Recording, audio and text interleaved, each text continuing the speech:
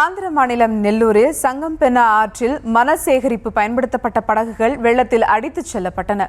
ஒவ்வொன்றும் சுமார் 35 டன் எடை கொண்ட படகுகள் என்பதால் அவை தடுப்பணையில் மோதும் முன்பாக மீட்கப்பட்டு அசம்பாவிதம் தவிர்க்கப்பட்டது.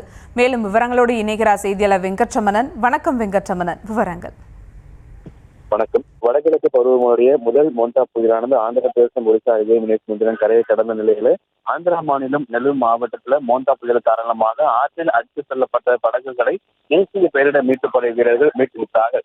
மோண்டா புயல் காரணமாக தொடர்ச்சியாக தற்பொழுது அந்த புயல் கரையை கடந்தாலும் அதனுடைய தாக்கம் தற்பொழுது வரைக்கும் தொடர்ந்து வருகிறது. நெல்லூர் மாவட்டம் சங்காம்பென்னா நதியில மணல் சேகரிப்புக்கு பயன்படுத்தப்பட்ட 3 படகுகள் வெள்ள நீரோட்டத்தில் அடித்து செல்லப்பட்டு தடுப்பணை நோக்கி விரைந்திருக்கிறது. உடனடியாக தகவல் அறிந்த தேசிய பேரிடர் மீட்புப் படை குழுவினர் சரியான நேரத்தில் கட்டுப்படுத்தி நிறுத்தியதால் ஒரு பெரிய அசம்பாவிதம் தவிர்க்கப்பட்டது.